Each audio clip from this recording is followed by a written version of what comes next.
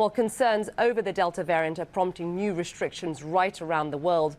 In Israel, the new Prime Minister is urging Israelis not to travel abroad and is calling for the return of masks indoors. The Wall Street Journal reports that China plans to keep pandemic border restrictions for at least another year.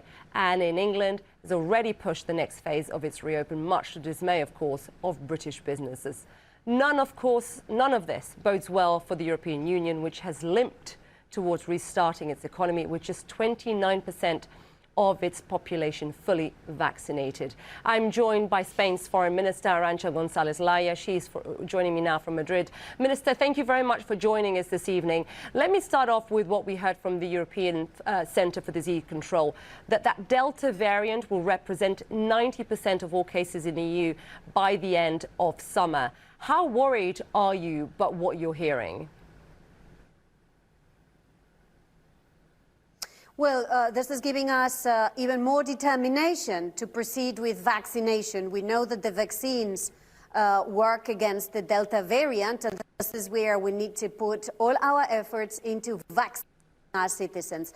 Just today, we passed the mark of 50% of Spaniards with at least doses and over 30% with 2 doses. We hit a record of a daily vaccination with 650,000 Spaniards vaccinated in 24 hours. So we're moving full speed ahead to make sure that our citizens are protected so that we can open borders in a safe manner.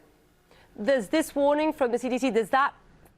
Is that making you change or try to go faster when it comes to vaccinations? And where are you, Minister, on the question of vaccine passports or vaccine certificates? We have already introduced a vaccine certificate because we have already decided to accept citizens traveling to Spain that are fully vaccinated with a proof of this vaccination with a COVID certificate. And this is where, again, we need to speed up vaccination. This is the biggest guarantee we have to stop the variants having an impact on our healthcare systems and having an impact on death rates. Vaccinate, vaccinate, vaccinate. This is the name of the game. It is the name of the game, and we're seeing that really right around the world in those countries, at least, that have access to those vaccines. But like you were said, Minister, Spain has started to open to vaccinated travellers and to citizens, like you said, of low-risk countries. As our viewers will notice, is all part of a bid to really jumpstart the tourism sector. How confident are you, Minister, that the measures that have been put in place are being not only communicated clearly to travellers, because it can be quite confusing, and that people were taking the risk by travelling outside their country?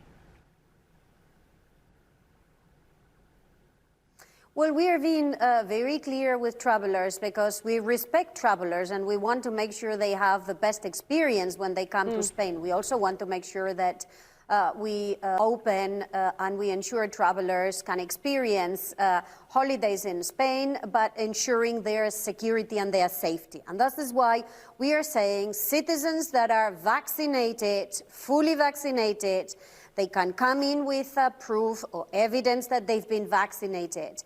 And then on the basis of that, we have a second tier of countries, not citizens, but countries where the incidence is low. They can also access Spain, or countries where the incidence is very high. They remain with our borders, we remain with our borders closed for them. But the key is the citizens, those that are fully vaccinated.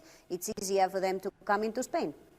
Yeah, but I suspect, looking at the vaccination rate that we're just saying in the EU, for example, just 29% of its population fully vaccinated. And those who do travel the most, those are in their 30s and their 40s, Minister, they won't be vaccinated. So do you think this is going to be another lost summer? Well, the prospect look better for this summer through a combination of domestic traveling, but also European and other third country travelers that are fully vaccinated. It will not be the 90 million citizens that we used to have pre-COVID, but we're expecting a summer that looks better than the last one. Again, where we need to put our effort now is in vaccinating the citizens, and not only in our own country, in Spain, but also making sure we share vaccines with third countries to ensure they are also protected and they can enjoy mobility. This is where Spain will, in the course of July, start sharing around 22.5 million vaccines that we have promised we will be sharing with third countries too. So sticking with Spain, Minister, what is the aim? When do you want to have, let's say, 80% of your population vaccinated? Give me an idea of, and our viewers, an idea of timing here. Yeah, by the end of July, we expect to have of July, beginning of August. Of course, it all depends on where we are with accessing vaccines that we have purchased and the arrival time into Spain. But around the summer, we will have herd immunity in Spain. And this, again, is a guarantee, not only for Spaniards, but for those traveling to Spain, that they will be able to come to a country which is safe and secure.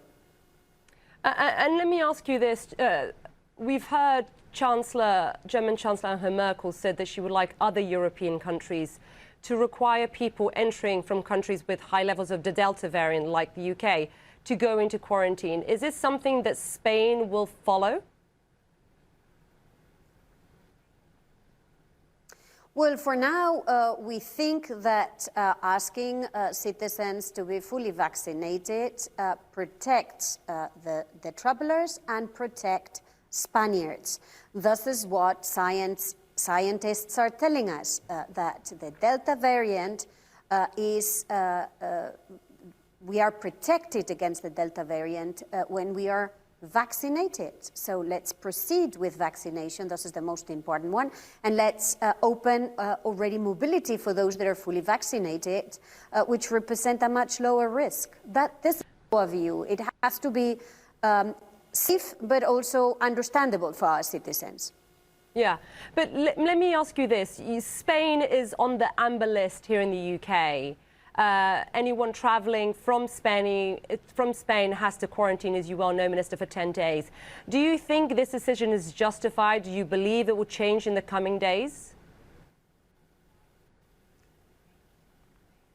Well, I do not question other countries' schemes. I do not question the way other countries decide to restore mobility, but what we know, and this is something that scientists in the UK are telling us, is that people that are vaccinated are well protected against the Delta variant. So we think there is a logic between opening mobility without requiring quarantine for those citizens that are fully vaccinated. This is what we see as the logical steps stemming from what scientists are telling us. Of course, the decision is for the UK to make.